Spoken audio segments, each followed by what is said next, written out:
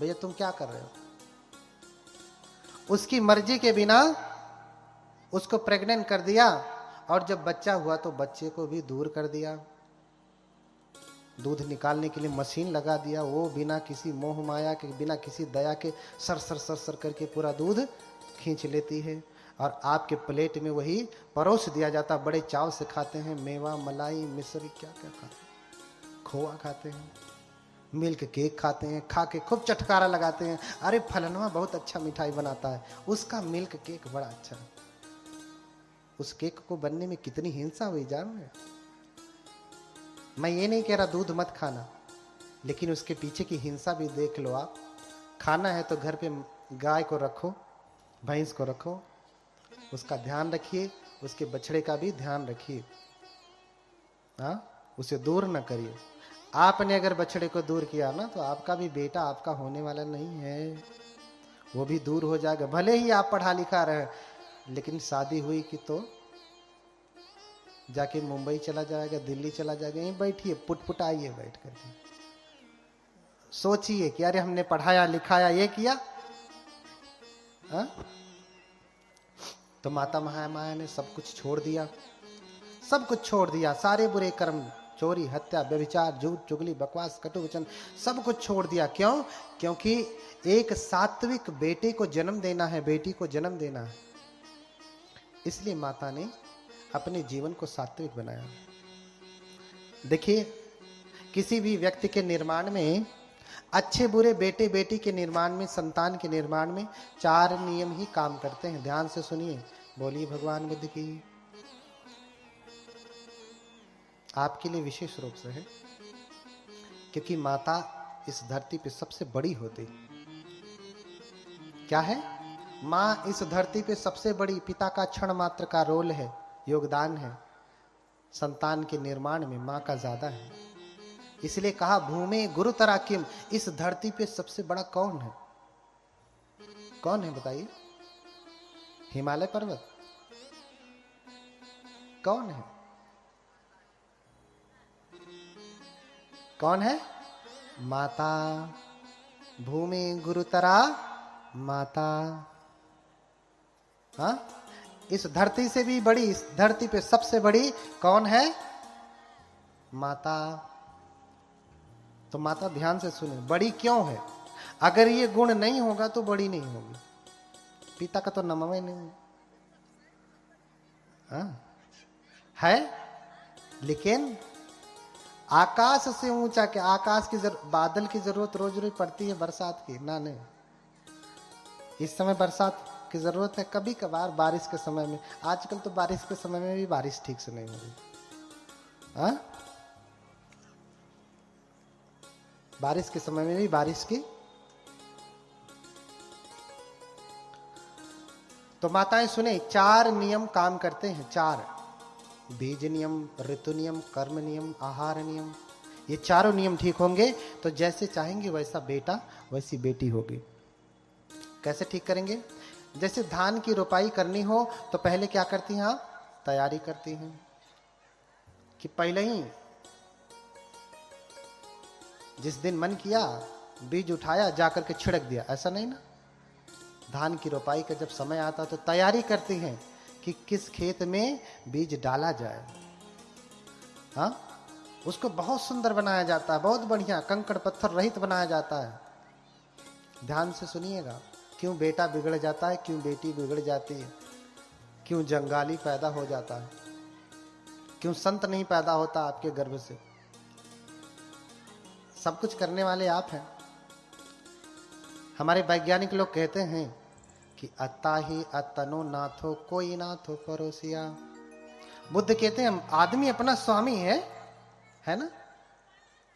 और यही सारे लोग डंके की चोट पे जहां खड़े हो जाएंगे वहां कहेंगे बुद्ध ने किसी को स्वामी नहीं कहा, इस संसार का कोई स्वामी नहीं, मनुष्य अपना स्वामी है। तो तुम बताओ, तुम स्वामी हो तो तुम्हारा बेटा तुम्हारी बात मानता है? जो सीना ठोक के कहता है उसमें से एकाधे होंगे 100 में से जिनका बेटा मानता होगा, बेटी मानती होगी, पत्नी मानती होगी। कोई मानता है? नहीं, कोई नहीं मानता। 4 नियम काम करते हैं। क्यों? पहले तैयारी होती है, फिर बीज डाला जाता है, उसके बाद जब समय आता है तो खेत की जुताई करके, बारिश होती तो बारिश के पानी से, नहीं तो ट्यूबवेल चला करके लोग खेत में धान रोपते हैं ना। और रोपने के बाद भी क्रिया खत्म नहीं होती। बहुत संक्षिप्त में बता रहा हूं क्योंकि आगे चलना है। उतने से भी काम खत्म नहीं होता। जब धान रोप दिया आपने तो धान के साथ साथ घास भी आती है, उसकी भी निराई गुड़ाई करनी पड़ती है, खाद डालना पड़ता है। ज्यादा घास है तो घास जलाने वाली दवा डालनी पड़ती है, रोग लग गया तो रोगनाशक दवा डालनी पड़ती है, सब कुछ करना पड़ता है। तो समय आता है जब उसमें धान लगते हैं, फिर पकता है, काट लिया जाता है, पीट करके उसे फेंका नहीं जाता। कहाँ रखा जाता है? कंटेनर में सुरक्षित। वर्ष भर आप उसका सेवन करते हैं, 2 वर्ष 3 वर्ष 10 वर्षों तक आप उस धान के चावल का उपयोग करते हैं। अगर आपने चारों नियम ठीक किया, क्या? बीज नियम, ऋतु नियम, कर्म नियम, आहार नियम। बीज आपने ठीक कर लिया, खेत ठीक कर लिया, ऋतु ठीक कर लिया। ऋतु यानी इस समय में धान बोएंगे तो होगा, ऋतु सही होना चाहिए ना। और धान के समय में गेहूं बोएंगे तो, धान के समय में गेहूं बोएंगे तो भी नहीं होगा। क्यों? क्योंकि ऋतु सही नहीं है। ऋतु सही नहीं है। ऋतु नियम और कर्म जो आप कर रहे हैं, निराई गुड़ाई, ये सब भी ठीक से होना चाहिए, तब जाकर के आपकी फसल ठीक होगी। बीज अच्छा है, उपजाऊ खेत है, खेत बढ़िया है, सही ऋतु में आपने बोया है, समय पे निराई गुड़ाई किया है, खाद पानी दिया है, तो कोई ऐसा कारण है कि फसल खराब हो जाए? बोलिए, कोई ऐसा कारण है? नहीं। अगर सारे नियम ठीक हैं तो फसल अच्छी अपने आप होगी ही, उसे कोई रोक नहीं सकता, उसे कोई नहीं रोक सकता। कभी कभार ही आपदा आती है, अपवाद हर जगह है, कभी कभार आती है, बाढ़ आ गया, सूखा पड़ गया, बात अलग है, लेकिन हर वर्ष नहीं होता ऐसा। हर वर्ष तो अच्छी फसल होनी ही है। लेकिन ये कौन सा बेटा है जिसकी फसल अच्छी नहीं हुई? अगर किसान ठीक से खेती करता है तो फसल अच्छी होती, पैदावार बढ़िया होती, लेकिन आपकी पैदावार अच्छी नहीं हो रही। कारण क्या है? कि आप तो तैयारी नहीं करते और फिर तैयारी से बच्चे को जन्म नहीं देते। हाँ, माता महामाया ने, मैंने कल बताया कि तैयारी करती हैं, बच्चा नहीं हो रहा है तो वो पूरा तैयारी कर रही हैं, सील का पालन करती हैं, उपोषित व्रत रखती हैं, सारी बुराइयों को त्यागती हैं। क्यों? क्योंकि वो किसी बोधिसत्व को जन्म देने वाली हैं। जो भी आए मेरे गर्भ में कोई महापुरुष ही हो, ऐसी कामना है, कोई राजा ही हो, ऐसी कामना है। तो तैयारी कर रही हैं। बहुत समय बाद उनको बच्चा हुआ, संतान हुई, तैयारी है। और जब से गर्भ में आए, माता ने सारे व्यसन छोड़ दिए। 8 महीने, 9 महीने, 10 महीने हो गए। क्यों?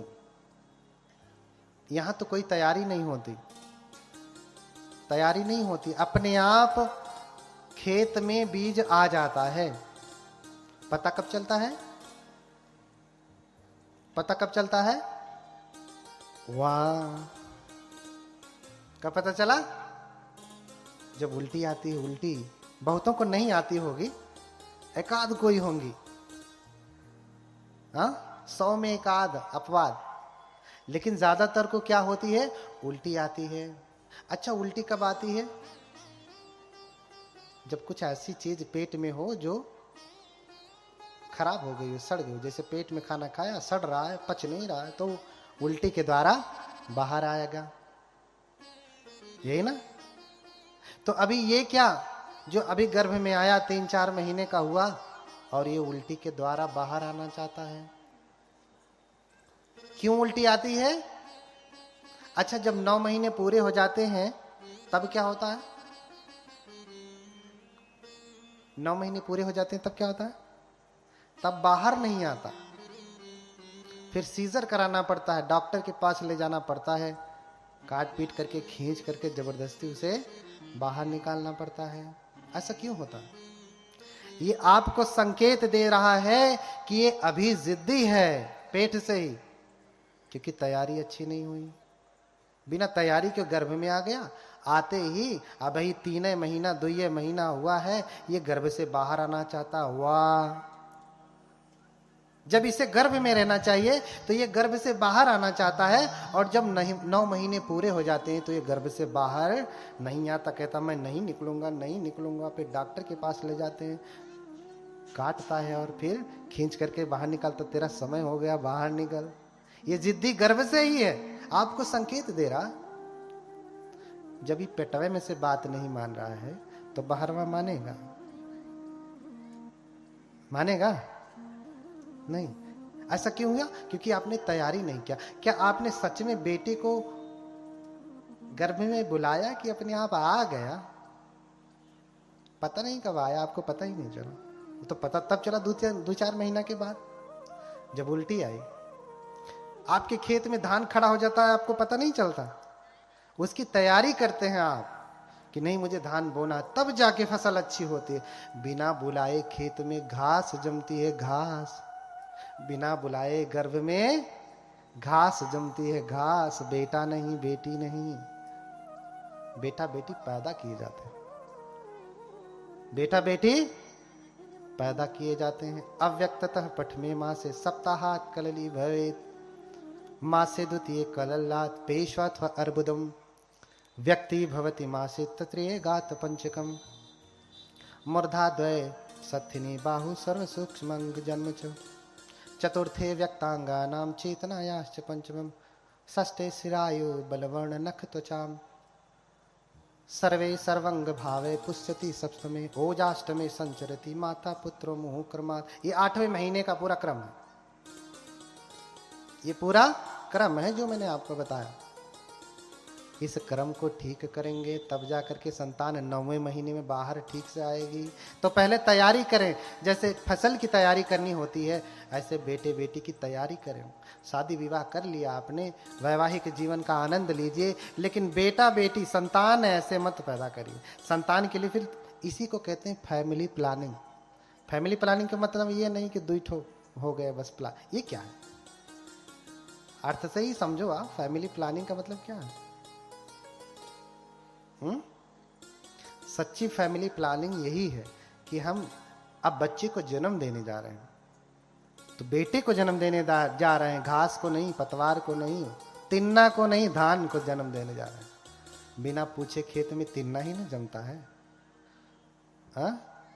अपने मनवे का साफ काम करता, अपने मनवे जमता है, अपने मनवे बढ़ता है, अपने मनवे झड़ भी जाता है। होता है ना? लेकिन धान ऐसा नहीं करता। तो धान चाहिए कि तिन्ना? क्या चाहिए?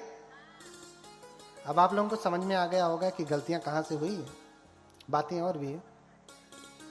अब से तैयारी करना। तो तैयारी करने के लिए अगर आप चाहते हैं कि सात्विक संतान हो, तो पहले तैयारी करना है कि अब हमारे विवाह के 2, 4, 5, 6 साल हो गए हैं, अब हमें एक संतान चाहिए। तो पति पत्नी बैठ करके विचार कर लें कि आज तक हम जो भी कुछ करते रहे ऊट पटांग, अब से हम सात्विक जीवन बिताएंगे। अपनी काया को शुद्ध करेंगे, वाणी को शुद्ध करेंगे, मन को पावन करेंगे, और फिर सात्विक मन से, सात्विक काया से जब हम आप दोनों इकट्ठे होंगे, तब जब संतान आएगी तो कैसी होगी? अच्छी होगी।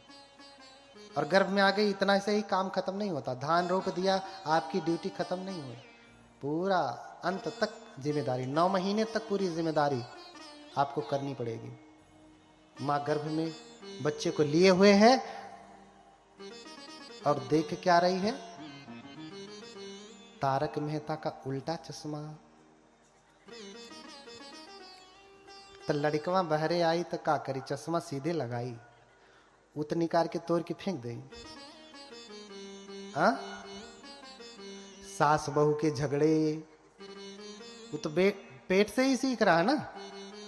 आपने एक कथा सुनी होगी कि अभिमन्यु गर्भ में थे तो कथा सुना, उनके पिता चक्रव्यूह कथा चक्रव्यूह तोड़ने की कला सिखा रहे थे। माता सो गई तो बेटा भी सो गया। हाँ, इसलिए अंतिम व्यूह तोड़ना उन्होंने गर्भ में सीखा नहीं, क्योंकि मां सो गई तो बच्चा सो गया। हाँ, ये सारी कथाएं पहले से ही प्रेरित है यहाँ पे। इसलिए आप इसे ठीक करें, क्योंकि आप जो खाती हैं, कल हमने बताया मनोसंचेतना आहार, कबलीकर आहार तो आप ठीक लेते हैं, लेकिन मन का आहार ठीक नहीं लेते। क्योंकि हम जो भोजन करते हैं ना, उसका सत्व तो आप ही को नहीं जाता, आपके बच्चे को भी जाता है। आपने सेब खाया तो आपके शरीर को ही नहीं गया, किसको गया? बेटे को भी गया, बेटी को, जो भी है संतान आपके घर में, उसको भी गया। ऐसे ही आपने क्रोध किया तो क्रोध आप ही नहीं कर रही, क्रोध का संस्कार किसको जा रहा है? बच्चे को भी जा रहा है। जैसे जो मां गर्भवती है, पति बड़ा बदमाश है, डरा धमका के रखता है, मारता पीटता है, पत्नी हमेशा डरती रहती है, तो उसका बेटा भी पेट से ही डरपोक हो जाएगा। क्या हो जाएगा? क्योंकि मां डर रही है, तो मां डर रही है तो मां के द्वारा जो है नाभि से बच्चा भी जुड़ा हुआ है। मां डरेगी तो बच्चा भी डरेगा। डरना वो गर्भ से ही सीख के आ रहा है। इसलिए बुद्ध कहते हैं, बुद्ध के शब्दों में, आज की भाषा में कहूं तो आप गर्भ से ही आईएएस पीसीएस पैदा कर सकते हैं। आईएएस पीसीएस गर्भ से ही पैदा कर सकते हैं, बस आपको समझना पड़ेगा। यही है बुद्ध का वैज्ञानिक धर्म। ये नहीं कि पानी कैसे बनता है, फिटकिरी कैसे बनती है। जान भी गए तो कौन सा तुम्हारा दुख दूर हो गया? बताओ। पानी H2O है, हाइड्रोजन का 2 अणु, ऑक्सीजन के 1 अणु। जान गए तो बताओ कौन सा दुख खत्म हुआ? नहीं ना खत्म हुआ। ये विज्ञान जाने तो आपका दुख खत्म होगा ही, जो बच्चों से इतने परेशान रहते।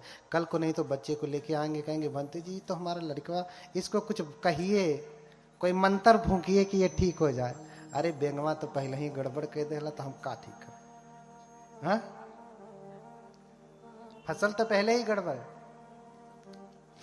है ना। इसलिए चारों नियम को ध्यान में रखें। पूरे गर्भ में 9 महीने कोई मजाक नहीं है। संतान को जन्म देना कोई मजाक नहीं है। मजाक करेंगे तो मजाक ही पैदा होगी। देखिए आजकल बच्चे गर्भ से ही पैदा हो रहे तो एकदम कमर हिलाने वाले। क्यों? विद्वान कम, कमर हिलाने वाले ज्यादा हो रहे हैं। ऐसा क्यों? क्योंकि आज घर घर में मोबाइल है और हर माँ वही कमर हिलाने वाला देख रही है। बेटा भी गर्भ में देख रहा है। बाहर निकलते ही कुछ सिखाना उखाना नहीं, बस खाली म्यूजिक बजाइए, वो तो पहले ही सीख करके आया। हाँ, छोटे छोटे बच्चे ऐसा कमर हिलाते हैं कि क्या कहेंगे। छोटे छोटे बच्चे आईएएस नहीं बन रहे हैं, लेकिन बढ़िया बढ़िया डांसर हो जा रहे हैं। हाँ, जो डांसर होने के लिए 10 वर्ष लगते थे, आज वो वर्ष भर भी नहीं लगता, वो हो जा रहा है। क्यों? क्योंकि आप मन से वो आहार दे रही हैं गर्भ में ही। अगर आप ज्ञान का संस्कार गर्भ से देंगी तो बच्चा गर्भ से ज्ञानी नहीं होगा। हाँ, होगा। इसलिए आप सीखें भगवान बुद्ध की कथा, आपके जीवन के लिए सार्थक कैसे होगी। ऐसे ही होगी कि बुद्ध कैसे पैदा हो रहे हैं, सिद्धार्थ गौतम कैसे पैदा हो रहे हैं।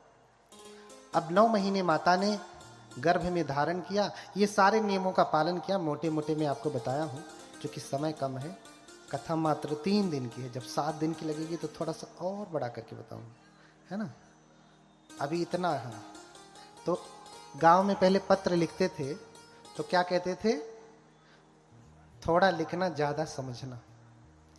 तो मैं कह रहा हूं थोड़ा कहना ज्यादा समझना। आप समझ लीजिए। लेकिन माता महामाया 10 महीने बच्चे को गर्भ में धारण करती हैं। सभी माताएं 9 महीना जैसे ही शुरू होता है, उस 9 महीने में ही बच्चे को जन्म दे देती हैं। 8वां महीना पूरा हुआ कि 9वें महीने में बच्चे को जन्म दे देती हैं। लेकिन बोधिसत्व की माता 9 महीने में जन्म नहीं देती, 10 महीने में जन्म देती है। 9 महीना पूरा होने के बाद 10वां महीना भी पूरा होने वाला होता है, तब जाकर के जन्म देती हैं। तो जब 10 महीने पूरा हुआ तो माता महामाया अपने पति से कहती हैं दसमा सावसानम ही रण्यो देवी कथे सिदम मह्यम याति घरम देवम गंतुमिच्छम हमिति। हे राजन, मेरे गर्भ को 10 महीने हो गए हैं, मैं अपने मायके जाना चाहती हूँ। जब माँ गर्भवती होती तो मायके जाती है ना, क्यों जाती है? माई ज्यादा ख्याल रखती है ना, इसलिए। ये पहले से ही चला आ रहा है कि ध्यान नहीं रखती थी, लेकिन उस समय उनकी सास भी नहीं थी, इसलिए वो अपने मायके जाना चाहती हैं। अपने मायके जाना चाह रही हैं। मह्यंयाति घरं देवम गंतुमिच्छम हमिति, मैं अपने मायके जाना चाहती हूँ। तो राजा ने सारी व्यवस्था करवा दी 10 महीने में, और पूरे साज सज्जा के साथ, राजसी सुरक्षा के साथ माता महामाया देवदह के लिए प्रस्थान कर जाती हैं। कपिलवस्तु से देवदह, क्योंकि उनका घर तो वही है ना। और जब जाती हैं तो रास्ते में लुम्बिनी वन पड़ता है, लुम्बिनी वन, जहां से हमारे परम पूज्य बनते आए हैं, लुम्बिनी से, वहीं से आए हैं। अब वहां बड़े बड़े विहार हैं भगवान बुद्ध के। रास्ते में लुम्बिनी वन पड़ता है, तो वहां बहुत सारे सुंदर पुष्प थे, वृक्ष थे, बड़ा सुंदर वन था। माता महामाया को बड़ा सुंदर लगता है, तो निवेदन करती हैं जो पालकी लेकर के चल रहे थे उनको कि यहीं रोको, मैं थोड़े देर यहाँ पे भ्रमण करूंगी, क्योंकि वन बड़ा सुंदर है, सुंदर फूल खिले हैं, सुंदर फूल सुगंधित हो रहे हैं। माता उतरती हैं, 10वां महीना पूरा ही हो रहा है, इतना उन्हें अच्छा लग रहा है। एक शाल वृक्ष की टहनी ऐसे लटकी हुई थी, ऐसा वर्णन मिलता है मानो देवताओं ने टहनियां लटका दिया, लटकी थी पहले से। कभी कभी किसी चीज का व्यक्तिकरण किया जाता है अलंकार में, आपने पढ़ा होगा, पर्सनिफिकेशन अलंकार जो होता है, व्यक्तिकरण कर दिया जाता है, किसी बात को कहने के लिए व्यक्ति का रूप दे दिया जाता है। जैसे हवा ने अग्नि से कहा, अब हवा किसी अग्नि से कहेगी नहीं ना, व्यक्तिकरण, उसका व्यक्तिकरण कर दिया गया, पर्सनिफिकेशन कर दिया गया, ठीक है। तो मानव देवताओं ने टहनी लटका दी, और इतना सुंदर माता ऐसी टहनी जैसे ही पकड़ती हैं तो फिर वर्णन मिलता है, मानो फिर देवताओं ने टहनी ऐसे ऊपर खींच लिया, और माता टहनी पकड़ी है, जैसे ही टहनी ऊपर जाती है, जाहिर सी बात है गर्भ से है, हाथ को छोड़ा नहीं, हाथ से टहनी पकड़ी है, और जैसे ही शाखा ऊपर गई तो झटका कहां पे लगता है? गर्भ में, और उनको प्रसव वेदना शुरू हो जाती है। तुरंत उनकी जो नौकरानियां थी, सेविकाएं थी, वहीं पे कनात घेर देती हैं। ऐसा वर्णन मिलता है कि शाखा छोड़ा नहीं उन्होंने, शाखा पकड़ी ही है, और पकड़े ही पकड़े, खड़े ही खड़े, सीधे सीधे माता ने अपने पुत्र को जन्म दिया। बोलिए भगवान बुद्ध की। शाल वृक्ष की शाखा को पकड़े पकड़े माता ने बच्चे को जन्म दिया। और जन्म देती है तो कैसे बच्चा बाहर आता है? जैसे जब भी कोई बच्चा बाहर आता है तो जॉनसन्स बेबी पाउडर लगा के आता है क्या? गंदगी के साथ आता है ना, बाद में भले पाउडर लगाया। तो जायंती शेष मनुषा मलमक्खी तंगा, जातो पने संग पवरो दीपदान मिंदो। शेष मनुष्य जो जन्म लेते हैं वो कैसे जन्म लेते हैं? गंदगी के साथ लिपट करके जन्म लेते हैं। जायंती शेष मनुषा मलमक्खी तंगा, जातो पने संग पवरो दीपदान मिंदो।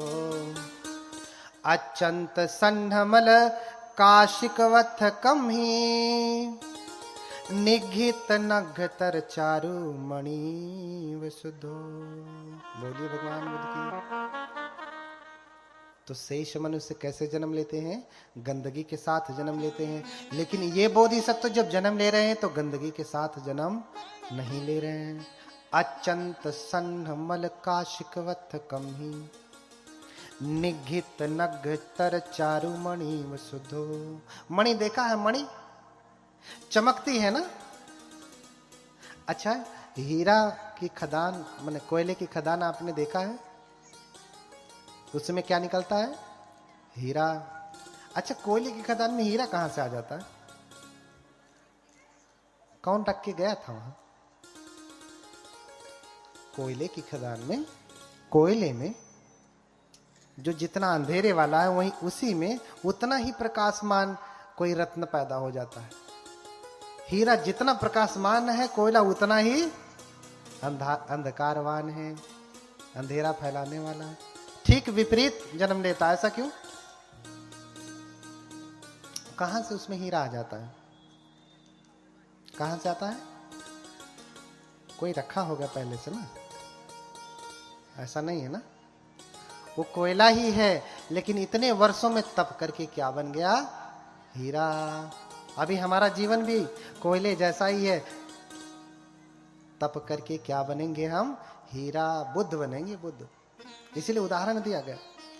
अचंत सन्नमल काशिकवथ कम ही, निघित नघतर चारु मणि वसुधो। जैसे कोई मणि, जैसे कोई हीरा चमकता है ना, तो काशी के वस्त्र में जब कोई रत्न रख दिया जाता है, हीरा रख दिया जाए, तो वो बहुत ही सुंदर लगता है।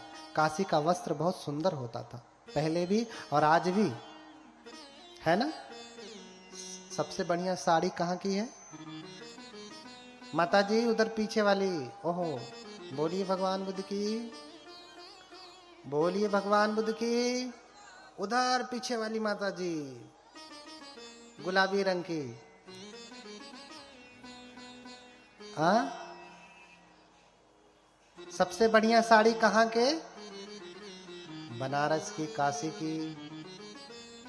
तो उस समय भी काशी के वस्त्र बहुत ही मशहूर थे, आज भी हैं। हाँ, पुरुषों के लिए और स्त्रियों के लिए, दोनों के लिए सबसे मशहूर, सबसे अच्छे वस्त्र कहाँ के हैं? काशी के हैं। तो जैसे काशी के वस्त्रों में कोई रत्न रख दिया जाए, चमकता है, ऐसे ही बोधिसत्व माँ के गर्भ से साफ सुथरे चमकते हुए बाहर निकलते हैं। निघित नघतर चारु मणि वसुधो। ऐसे ही रत्न की भांति शुद्ध वो गर्भ से बाहर निकलते हैं, गंदगी नहीं होती। ये गंदगियां होती क्यों है गर्भ में? क्यों होती है? अब वैज्ञानिक कारण देखेंगे तो उसके कई कई कारण हैं। उसका कारण मैं नहीं जानता। मैं इतना जानता हूं कि हमारे मन में गंदगी है। अगर शील का पालन नहीं किया है तो पुत्र गंदगी के साथ ही लिपट करके आता है। इतनी शुद्धता का कर्म कौन करता है आजकल? कोई नहीं करता, कोई नहीं करता। तो ये एक कारण कि बोधिसत्व अपने पुत्र को जन्म देती हैं तो साफ सुथरा, गंदा नहीं। जॉनसन्स बेबी पाउडर लगा करके, तेल लगा के, मालिश करके तब बाहर निकलता है वो। ऐसा समझिए आप। और जब बोधिसत्व जन्म लेते हैं तो कैसे जन्म लेते हैं? सीधे सीधे। सीधे सीधे कैसे जन्म लेना होता है?